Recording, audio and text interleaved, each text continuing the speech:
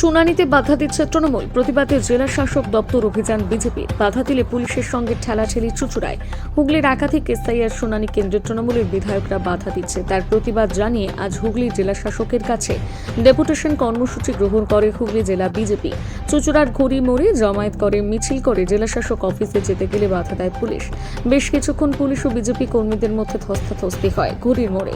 এরপর বিজেপি জেলা সভাপতি গৌতম চ্যাটার্জির নেতৃত্বে 5 জনের একটি প্রতিনিধি দল হুগলি জেলা শাসকের নিকট একটি স্মারকলিপি প্রদান করে।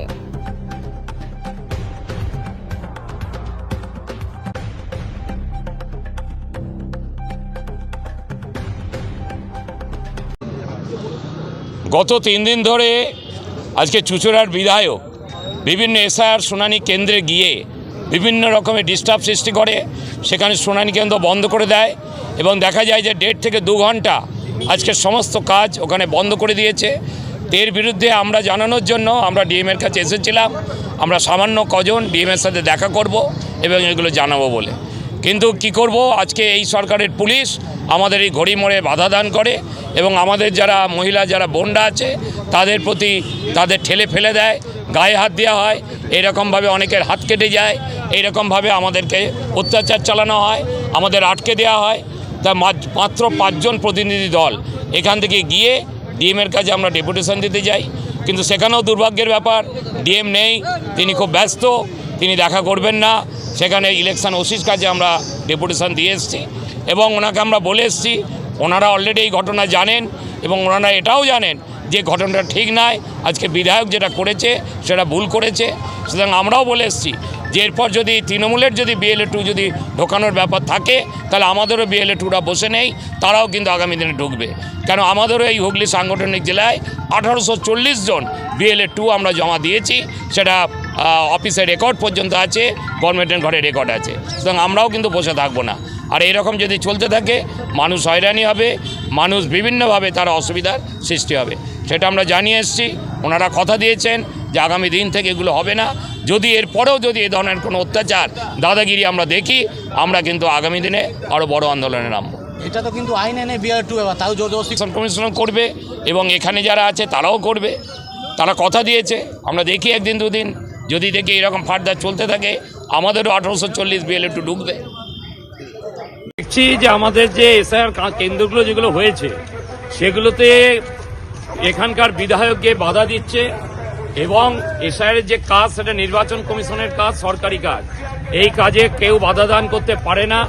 এবং আমাদের ডিএমের কাছে যে মিটিংগুলো হয়েছে এর আগে 2বার 3বার, সেই মিটিংয়ে সমস্ত দলের প্রতিনিধিরা ছিল, তাদের সামনে বসেই সব কিছু ঠিক হয়েছে। হঠাৎ কালকে বা পরশু গিয়ে BLA 2কে ঢোকাতে হবে এই সব দাবি নিয়ে প্রায় 1.5 থেকে 2 ঘন্টা আজকে এসআইআর শুনানি কাজ বন্ধ রেখেছে। সেই জন্য মানুষ হ্যারাসমেন্ট হচ্ছে, মানুষকে হ্যারাসমেন্ট করানো হচ্ছে। সেই বিরুদ্ধে আমরা আজকে ডিএমের কাছে ডেপুটেশন, আমরা ভেবেছিলাম আমরা সবাইকে ডাকিনি, আমাদের খুব কম সংখ্যকই আমরা যাব, গিয়ে ডিএমকে আমরা জানাবো যে এই ধরনের কাজগুলো বন্ধ হোক, এসআইআর কাজগুলো যেন ঠিকমতোভাবে হয়। কিন্তু আমাদের দেখা গেল যে মমতা সরকারের পুলিশ তারা আমাদের আটকে দিচ্ছে।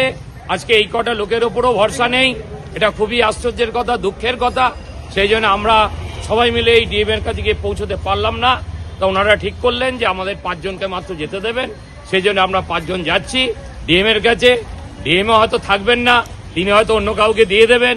এইভাবে আজকে এখানে ওয়েস্ট বেঙ্গলের প্রশাসন চলছে, এই প্রশাসনকে আমরা ধিক্কার জানাই, আমরা এই সরকারকে ধিক্কার জানাই। আগামী নির্বাচনে আমরা চাইব যে জনগণ এগুলো বুঝবে এবং এই সরকারকে বিসর্জন দেবে। বারংবার বিজেপি প্রোগ্রামে পুলিশের বাধা কেন?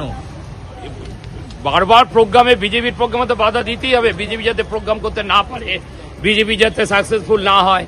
কিন্তু আজ মানুষের আশীর্বাদ আমাদের সাথে আছে, মানুষ আমাদের সাথে আছে, সুতরাং আমাদের বাধা দিয়ে কিছু করতে পারবে না। অবরোধ করতে কেন হলো? অবরোধ আমরা করিনি। আজকে ওখানে আমাদের কর্মীরা বসে গেছে, তাদের ওপর মারধর করা হয়েছে। যারা মহিলা কর্মী মহিলা আমাদের কার্যকর্তা ছিল তাদের গায়ে হাত দেওয়া হয়েছে, ঠেলে দেওয়া হয়েছে। এগুলো সত্যিই খুব নিন্দনীয়।